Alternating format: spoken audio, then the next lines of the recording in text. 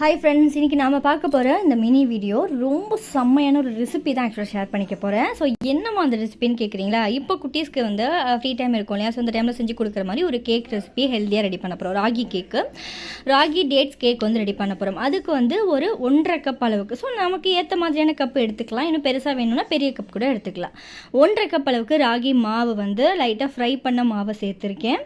And 1/4 cup அளவுக்கு health mix add பண்ணியிருக்கேன். So வந்து கஞ்சி மாவில் போடுவோம் இல்லையா, அந்த ஹெல்த் மிக்ஸ் 1/4 கப்பு, மொத்தம் 2 கப்பு நான் மாவு சேர்த்துருக்கேன். 6-7 டேட்ஸ் சேர்த்துருக்கேன். 1.5 கப் அளவுக்கு சுகர் வந்து சேர்த்துருக்கேன். நாட்டு சர்க்கரை சேர்க்குறேன். ஒரு பிஞ்ச் ஆஃப் சால்ட்டும் ஆட் பண்ணிக்கலாம். இப்போது இதில் 1 கப் அளவுக்கு பால் சேர்த்து மிக்சியில் நல்லா வந்து இதை கிரைண்ட் பண்ணி நல்லா அரைச்சிக்க போகிறோம்.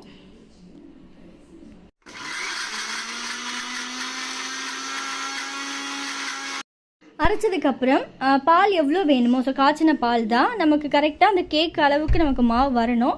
ஸோ அதுக்கேற்ற மாதிரி பால் மிக்ஸ் பண்ணிவிட்டு நல்லா வந்து ஒரு 2-3 ஸ்பூன் அளவுக்கு மெல்டட் பட்டர் வந்து சேர்த்துக்கலாம். பட்டர் ஆட் பண்ணிவிட்டு ஈவனாக மிக்ஸ் பண்ணிவிட்டு இதில் வந்து பேக்கிங் சோடா கொஞ்சம் அண்ட் வந்து பேக்கிங் பவுடர் கொஞ்சம். ஸோ இது வந்து ஒரு அளவு பார்த்து சேர்த்துக்கலாம், மாவுக்கு தகுந்த மாதிரி.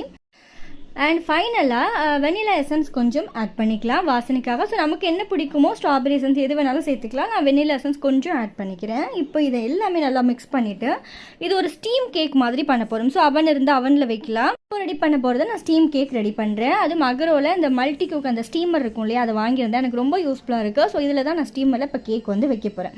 கொஞ்சம் நல்லா தண்ணி ஹீட் ஆனதும் ஸ்டாண்டு மாதிரி இருக்கும், அதை கொடுத்துட்டு இந்த ஸ்டீமரோடைய ஒரு கப்பும் வரும் கேக்குக்குள்ளது, அதில் ஆட் பண்ணிவிட்டு நல்லா வந்து நமக்கு டைம் பார்த்திங்கன்னா நான் ஒரு 5 மினிட்ஸ் ஃபிக்ஸ் பண்ணேன்.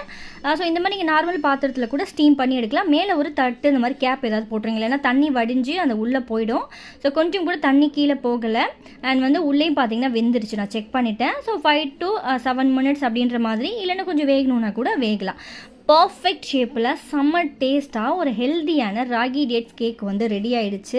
இது குட்டீஸ்க்கு நீங்கள் ஸ்கூல் ஓப்பன் பண்ணதுக்கப்புறம் ஸ்நாக்ஸ் பாக்ஸாக கூட வச்சு கொடுக்கலாம். அவ்வளோ நல்லாயிருக்கும், சாப்பிட டேஸ்ட்டாக இருக்கும். ஸ்டீம் கேக் எப்படி இருக்கும்னு நினச்சேன், பட் ரொம்ப நல்லா பர்ஃபெக்டாக வந்துருந்துச்சு.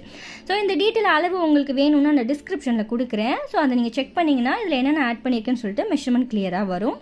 அண்ட் நம்மளோட ஃபேஸ் பேக்கை இது வரைக்கும் நீங்கள் ட்ரை பண்ணலை அப்படின்னா கண்டிப்பாக ட்ரை பண்ணுங்கள். ஸோ நிறைய நம்மளோட ஸ்கின் ப்ராப்ளமுக்கு ஜஸ்ட் ஒரு சொல்யூஷன் அப்படின்னா நம்மளோட ஃபேஸ் பேக் தான். அவ்வளோ நல்லா சூப்பராக இருக்கும். ஸோ வாட்ஸ்அப் நம்பர் ஸ்க்ரீனில் கொடுத்துருக்கேன், டீட்டெயில் டிஸ்கிரிப்ஷனில் கொடுத்துருக்கேன். பாய்.